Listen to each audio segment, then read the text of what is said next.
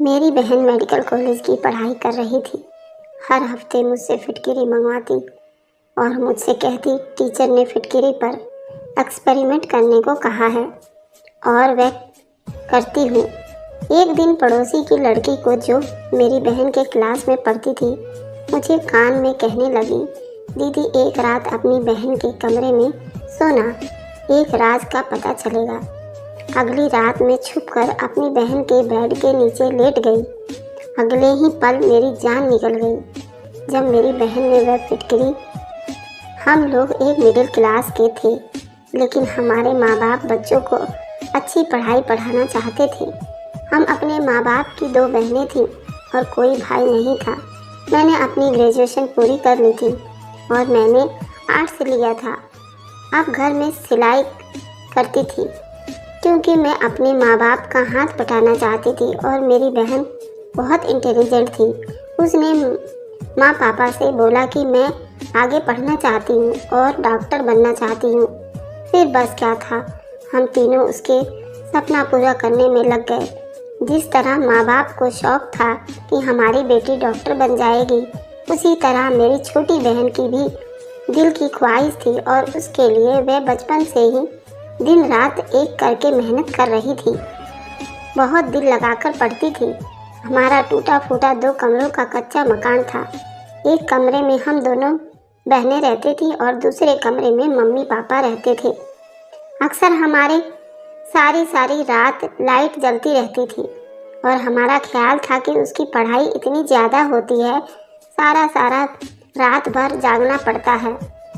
और बहन को इस तरह मेहनत करते देख हमें उस पर बहुत फक्र भी होता था।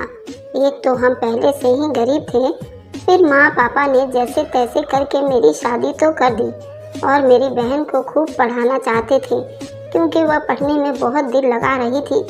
अपनी बेटी पर भरोसा करते हुए उसे कॉलेज आने जाने की इजाज़त भी दे रखी थी, इसलिए लोगों की बातें भी फिर हमें सहनी पड़ती थी। और ये बातें तो सबसे पहले मेरे सास ससुर फिर मेरे देवर देवरानी ने करनी शुरू कर दी थी, लेकिन मुझे और मेरे पति को किसी की बातों की कोई परवाह नहीं थी। जब दूसरे लोग हमारी मर्जी के परवाह नहीं है और हम से पूछकर अपनी ज़िंदगी, अपनी औलाद के बारे में फैसले नहीं करते, तो फिर हमें क्या पड़ी थी कि हम लोगों की बातों में आकर अपना फैसला बदल लेते या उनकी बातों से डर जाते। इतनी मेहनती और काबिल बेटी को घर की चारदीवारी में कैद करके बिठा देते। आखिर लोग बातें भी कब तक करेंगे, आखिरकार थक हार कर एक दिन चुप होकर बैठ ही जाएंगे। और अब हमारी बेटी डॉक्टर बन जाएगी, तब यही लोग फक्र से कहते फिरेंगे कि हमारी पोती है जो डॉक्टर बनी है। मेरे देवर देवरानी कहेंगे कि यह हमारी भतीजी है, अपनी मेहनत से बनने वाली एक काबिल डॉक्टर है। और सास और ससुर भी फक्र से कहेंगे, भगवान का सब आशीर्वाद है, उनकी पोती एक डॉक्टर है। जब भी हम बेटी की मेडिकल की पढ़ाई का खर्चा, लोगों की बातें बर्दाश्त करते करते थक जाते थे, तो यही छोटी छोटी बातें एक दूसरे से करते रहते थे। अपने दिल की बात को हल्का कर अपने आप को खुशियाँ दिया करते थे। दोनों पति पत्नी एक दूसरे से दुख सुख बांटते थे, एक दूसरे का हौसला बढ़ाते थे और दम तोड़ती हुई उम्मीद को फिर से सहारा देकर जवान करते थे। आखिर हमारी दुआएं और हमारी बेटी की मेहनत रंग लाई थी और एसएससी के बाद मेडिकल कॉलेज में उसका सिलेक्शन हो गया था। उस रोज़ हमने पूरे मोहल्ले में जलेबियाँ बांटी थी। अब 4 साल की अब और पढ़ाई थी, लेकिन एक समस्या था कि मेडिकल कॉलेज दिल्ली शहर में था और हम गाजियाबाद में रहते थे और रोज़ ये बस और रिक्शा का इतना ज़्यादा किराया नहीं दे सकते थे। एक बहुत बड़ी परेशानी की बात थी। आखिरकार बहुत ज़्यादा सोच विचार के बाद और अपनी बेटी के टीचरों के राय मशवरा से यह हल निकाला गया कि हमारी बेटी मेडिकल कॉलेज के हॉस्टल में रहेगी और हर हफ्ते की छुट्टी पर घर आ जाया करेगी और इस तरह रोज़ के कॉलेज जाने का समस्या भी हल हो जाएगा और मेरी बेटी अपनी पढ़ाई पर पूरी ध्यान दे सकेगी।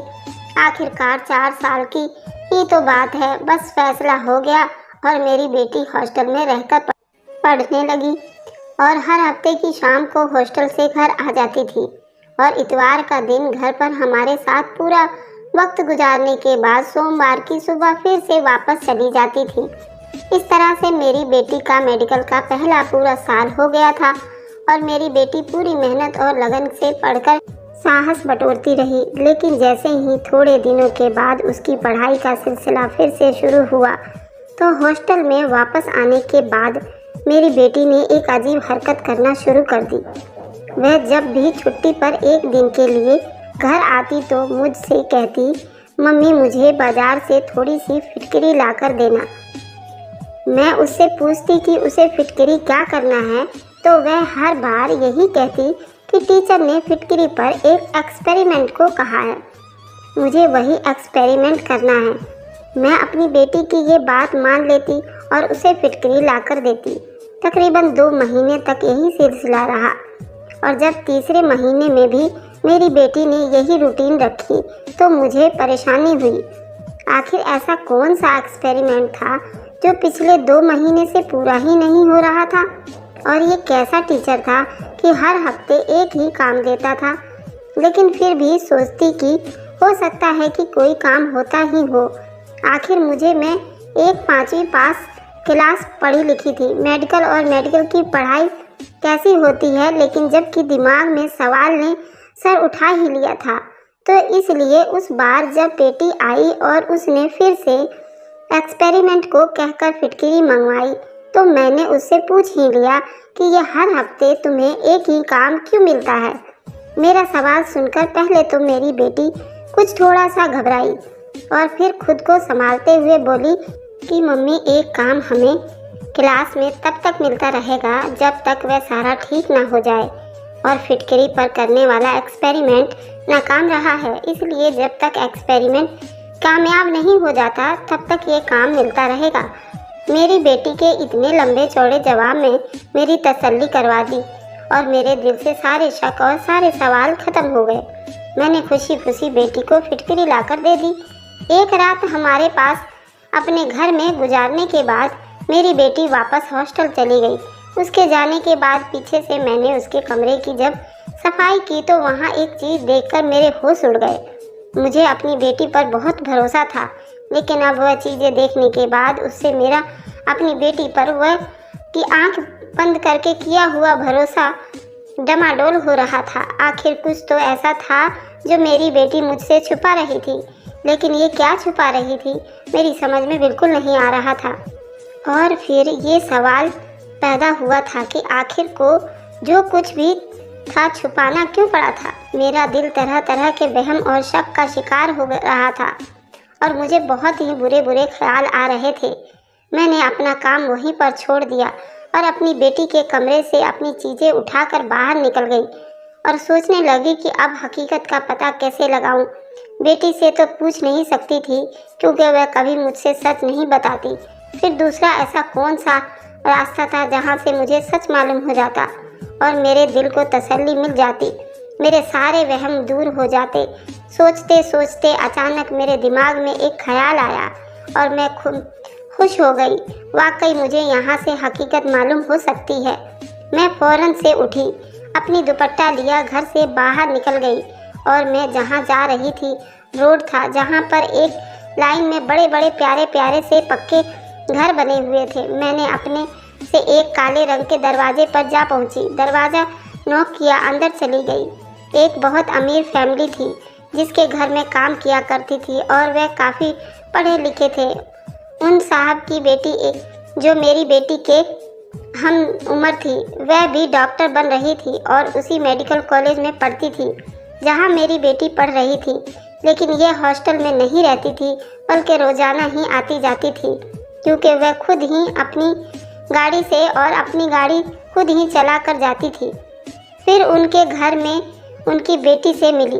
मुझे देखते ही उसने मुझे पहचान लिया कि मैं थोड़े ही दिन पहले बेटी की कुछ किताबों की अदला बदली के लिए गई थी। तभी से मुझे मालूम था कि मेरी बेटी के साथ ही ये भी पढ़ती है। उसने मेरी बहुत ही बारीकी से बात सुनी और जैसे ही मेरी बात पूरी हुई वह परेशान हो गई। मैंने उसे अपने हाथ में पकड़ी हुई फिटकरी थी दिखाई जो मुझे बेटी के कमरे से मिली थी। सेठ साहब की बेटी ने उसको बहुत गौर से देखा और फिर मुझसे तसल्ली देते हुए कहने लगी, आप चिंता ना करें, कॉलेज में इस पर नज़र रखूंगी और उसकी हर चीज़ पर नज़र रखूंगी और फिर मुझे आकर बताएगी। मैंने उससे ये भी बताया था कि मेरी बेटी जब घर आती है मुझसे ये कहकर मंगवाती है कि उसे कोई एक्सपेरिमेंट करना है। उसे इस बात पर भी हैरानी हुई और कहने लगी कि उन्होंने ऐसा तो कोई काम ही नहीं मिलता। जब तो मेरा शक यकीन में बदल गया था कि कुछ ना कुछ तो गलत ज़रूर है और मेरी परेशानी में एकदम बढ़ोतरी सी हो गई। अगर मेरी बेटी पढ़ाई से हटकर कुछ गलत कामों में पड़ गई थी तो फिर यकीन बदनामी और रुसवाई के साथ ही साथ लोगों के ताने हमारे घर तक पहुंचने वाले थे। मेरी ऐसी हालत देखकर सेठ साहब की बेटी ने मुझे तसल्ली दी और कहा, मैं फिक्र नहीं करूं और ज़रूर असल बात मालूम करेगी और अगर कोई गलत बात हुई तो मेरी बेटी को डांटने की भी पूरी कोशिश करेगी। उसने मुझसे कहा कि उसकी चीज़ें वहीं वापस अपने बेटी के कमरे में रख दो जहां से वो मुझे मिली है, ताकि मेरी बेटी को शक न हो और अभी हमें अनजान बन जाना है। मैंने ऐसा ही किया और घर जाकर अब दिन रात मेरी एक ही काम था, बस अपने भगवान से प्रार्थना मांगना। उसके साथ ही साथ मुझे बहुत ही बेचैनी सी हफ्ता गुजरने का इंतज़ार था। कब हॉस्टल से छूटेगी और घर पर आती तो मुझे कुछ ना कुछ मामले की खबर तो होती। भगवान करे वक्त गुजर गया और हफ्ते की शाम मेरी बेटी एक दिन छुट्टी पर घर रहने आने वाली थी। मैंने अपनी बेटी का सिर से पैर तक निहारा, लेकिन मुझे किसी किस्म की कोई बदलाव उसके अंदर नज़र नहीं आई। वह बिल्कुल पहले जैसी थी। उसका रवैया भी बिल्कुल पहले जैसा था। कुछ भी ऐसा नहीं था जो मुझे वहम में डालता। लेकिन मैं भी क्या करती। जब से बेटी के कमरे से वह चीज़ें मिली थी, मेरे दिल में शक का बवाल पैदा हो गया था। बेटी ने फिर से कहकर फिटकिरी मंगवाई कि उसे कोई एक्सपेरिमेंट करना है। मैंने भी कुछ भी बताए बगैर उसे फिटकिरी लाकर दे दी और खुद में चुप से सेठ साहब की बेटी का इंतज़ार करने लगी, क्योंकि उसने कहा था कि जब मेरी बेटी हॉस्टल से वापस आ जाएगी तो वह मेरे घर आएगी और जो सारी बात उससे उस दिन मालूम हुई वह मुझे बताएगी। इतवार के दिन तकरीबन दोपहर 2 बजे के करीब सेठ साहब की बेटी हमारे घर आई। तब मेरी बेटी सो रही थी। उसने मुझे कहा कि मुझे मेरी बेटी को जानने की ज़रूरत नहीं है। वह मेरे पास बैठ गई और जो कुछ उसने मुझे बताया उसे सुनकर मेरे रोंगटे खड़े हो गए। मैंने अपनी बेटी की ऐसी परवरिश और ऐसी शिक्षा तो बिल्कुल भी नहीं की थी। फिर उस रास्ते पर कैसे चल पड़ी थी। मैं हैरान परेशान सी सोच में गुम थी, लेकिन अब तो पानी सर से ऊपर जा चुका था। मेरी बेटी जिस रास्ते पर चल पड़ी थी वह दुनिया में बदनामी और जिल्लत का रास्ता था। मैं अपना सर पकड़कर बैठ गई। मुझे इस तरह परेशानी और मेरी उम्मीदें दम तोड़ती रही।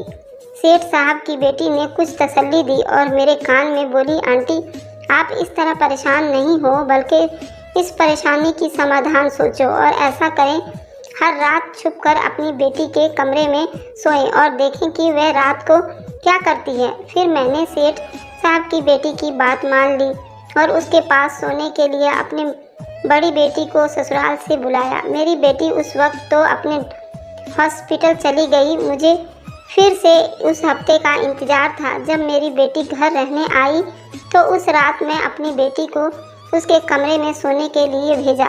जब मेरी बेटी ने उसकी बात बताई तो मेरे तो पैरों तले ज़मीन निकल गई। मैं जो पिछले 1 हफ्ते से भगवान से प्रार्थना कर रही थी, जो कुछ भी मुझे सेठ साहब की बेटी ने बताया वह सब झूठ हुआ।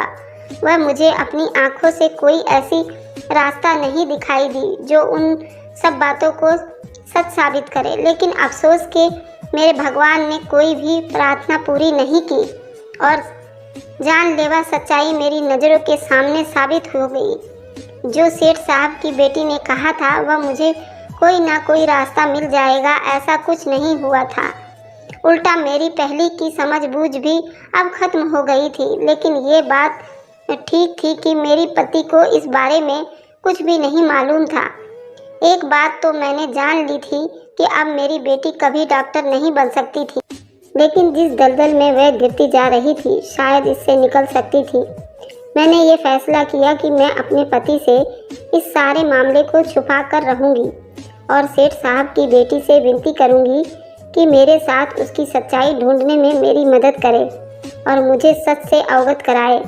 इस तरह अब वह मेरी बेटी को इस दलदल से निकालने में मेरी मदद करे।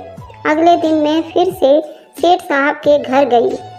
मैंने रोते हुए सेठ साहब की बेटी से विनती की वह मेरी मदद करे ताकि मैं अपनी बेटी को बचा सकूं। वह एक समझदार लड़की थी। वह जानती थी कि जिस दलदल में मेरी बेटी फंस गई थी, अगर उसे वहां से ना निकाला जाता तो उसकी मौत भी हो सकती थी। और ये भी मेडिकल कॉलेज में पढ़ने वाली मेरी बेटी जैसी कई लड़कियां उस दलदल में फंस चुकी थी और मेरे या उसके लिए अकेले ये सब करना नामुमकिन था कि उनकी मदद की जाए, उन्हें उस दलदल से निकाला जाए और उन्हें सही और गलत की तमीज़ सिखाई जाए। इसलिए हमारे पास एक ही रास्ता था। उस समय हमें एक बड़े और समझदार इंसान की ज़रूरत थी और हमारे सामने उस वक्त सेठ साहब के अलावा और कोई नहीं था। इसलिए मैंने और सेठ साहब की बेटी ने हिम्मत करते हुए सेठ साहब से बात करने का फैसला किया और उनके पास जाकर A to Z बातें बता दी। पहले मेरी बात सुनकर वह थोड़ा सा गुस्सा हुए। मुझे डर सा लगने लगा कहीं सेठ साहब हमें मदद करने के लिए मना न कर दे। लेकिन मेरी किस्मत अच्छी थी कि सेठ साहब के दिल में भी भगवान का डर था, इसलिए वह मदद करने के लिए तैयार हो गए। मामला थोड़ा गंभीर था और बहुत से घरों की इज्जत उससे जुड़ी हुई थी, इसलिए इस मामले को जल्दी खामोशी से ही करना था। इसलिए सेठ साहब ने सबसे पहले अपने जानने वाले पुलिस वाले का अधिकारी को फ़ोन किया और उन्होंने सारी बात बताते हुए अपने सारे मामले की तफसील से जांच करने की अपील की। पुलिस वाला इस मामले को जांच करने के लिए तैयार हो गया। उसने सारे मामले की तह तक की कार्रवाई की और नतीजे पर रोंगटे खड़े कर देने वाले मालूमात हमने सुनने वालों के दिल कांप उठे। सेठ साहब ने अपनी बेटी को भी उस कॉलेज से निकलवा लिया और दूसरी जगह दाखिला करवा दिया। शरीफ लोग यहाँ अपनी बेटियाँ पढ़ने के लिए भेजते हैं। सेठ साहब भी एक शरीफ और इज्जतदार इंसान थे। उन्होंने वही किया था जो एक इज्जतदार इंसान को करना चाहिए था। पुलिस ने और किसी भी लड़कियों का नाम आए बगैर सारे मामले का बखूबी तरीके से जांच किया था। फिर कॉलेज के जितने सारे इंचार्ज थे और टीचर वगैरह थे, उन सब पर एकदम गहरी कार्रवाई शुरू कर दी गई और उनकी बचने की और माफ़ी की कोई गुंजाइश नहीं थी। मेरी बेटी भी अब कॉलेज से घर वापस आ गई थी। मैंने बेटी को कॉलेज से निकलवा लिया था और अब ज़्यादा देर तक छुपा हुआ नहीं रह सकता था। इसलिए मैंने अपने पति को भी बेटी के घर आने के दूसरे दिन ही सारी बात बता दी थी। वह सुनकर तो बिल्कुल थोड़ी देर से चुप हो गए और जब उसके होश आवाज़ थोड़े बेहाल हुए तो उसने गुस्से में आकर बेटी को मारना पीटना शुरू कर दिया। वह तो पहले ही फिटकरी के इस्तेमाल से अधमुई सी हो गई थी। वो मार नहीं सहन कर सकी, बेहोश हो गई। मेरा पति इतने गुस्से से था कि वह बेटी को माफ़ करने पर तैयार नहीं हुआ था। इसलिए जब मैंने उसे कहा कि बेटी की तबीयत ठीक नहीं है, अस्पताल लेकर चलते हैं, तो वह मुझ पर भी गुस्सा करने लगा। लेकिन औलाद आखिर औलाद ही होती है, इसलिए ज़्यादा देर तक पत्थर दिल नहीं बन सका। इलाज के लिए बेटी को अस्पताल ले आए। यहाँ पर एक बार फिर सेठ साहब ने हमारी मदद की। हमारी बेटी अब पहले से सेहतमंद होने लगी थी। हम दोनों से काफ़ी शर्मिंदा थी और रो रो कर हमसे माफ़ी मांगती थी। हम तो माँ बाप थे, हमने उसको माफ़ी मांगने से पहले ही माफ़ कर दिया था। लेकिन उसका क्या फ़ायदा था? उसका भविष्य तो अब तबाह हो चुका था। हमारा ख्वाब चकनाचूर हो गया था। हमारी बेटी अब कभी डॉक्टर नहीं बन सकती थी। उस पर खर्च करने के लिए हमारे पास ज़्यादा पैसे भी नहीं थे और ना ही हम अब पहले जैसा उस पर भरोसा करते थे।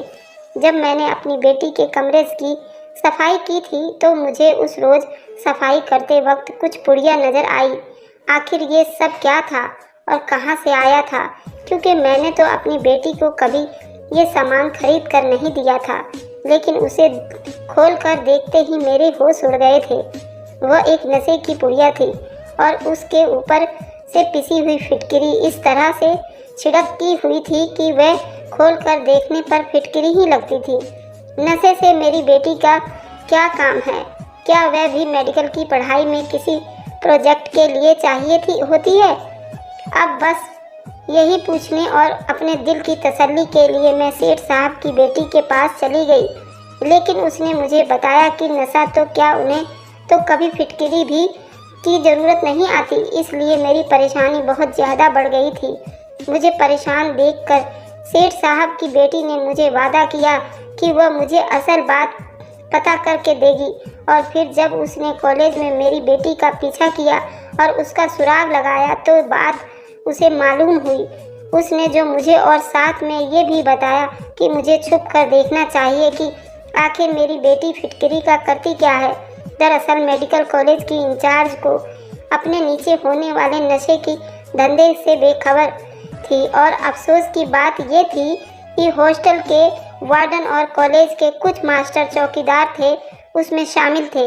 वे खुलेआम कॉलेज में नशे बेचते थे और पढ़ने वाले बच्चों को नशे पर लगाते थे। उनका टारगेट ज़्यादातर लड़कियां थीं, जिन्हें नशे की आदत डालकर उनसे जिस्म फरोशी भी करवाते थे। मेरी बेटी भी उनके हत्थे चढ़ गई थी। शुरू में तो उन्होंने पैसे की लालच दी थी और मेरी बेटी भी लालच में आ गई थी, लेकिन फिर धीरे धीरे पैसे देने के बजाय हथियाने लगे थे। अब तक मेरी बेटी को नशे की लत लग चुकी थी और अब वह नशे के बगैर नहीं रह सकती थी। इसलिए वह उनके झांसे में आती रहती और अपने हाथों से अपनी ज़िंदगी बर्बाद कर रही है। ये कहानी थोड़ा सा बड़ा था। बेटी की तरह और भी बहुत सी मेडिकल की पढ़ने वाले बच्चे नशे का शिकार हो चुकी थीं और उनका इस्तेमाल करते हुए नशा बेचने वाले काले धंधे वाले वह अपने जेब भर रहे थे, और इसी के चक्कर में मेरी बेटी भी बर्बाद होती जा रही थी। वह भूल चुकी थी, लेकिन अभी इतनी इंसानियत उसमें बाकी थी। वह हमारा दिल नहीं दुखाना चाहती थी, इसलिए जो भी नशे की पुड़िया घर लाती उनमें फिटकिरी रख देती थी। इस तरह मिलाती कि देखने में वह फिटकिरी जैसी लगती थी और उसका नशा भी पूरा हो जाता था। इसलिए वह इससे कहकर फिटकिरी मंगवाती थी और इस तरह इस्तेमाल करती। उस रात जब मैंने अपनी बेटी को कमरे में सोने के लिए कहा तो मेरी बेटी वही फिटकिरी पीसकर नशे की गोलियों में डाल रही थी और फिर नशे की पुड़िया डालकर मुंह में सो गई थी और एक पुड़िया घर पर ही भूल गई थी। फिर खुलते खुलते सारी हकीकत खुल चुकी थी, लेकिन अफसोस की बात तब खुली जब पानी सर से ऊपर चला गया और मेरी बेटी का भविष्य बर्बाद हो चुका था। अब वह फिलहाल ठीक हो चुकी है, उसका नशा भी छुड़वा दी है, लेकिन उसके डॉक्टर ना बन सकने की वजह से मोहल्ले में थू थू हो गई है। रिश्तेदार जो ताने देते हैं और जली कटी सुनाते हैं, उनसे हमारा दिल भी बहुत दुखता है।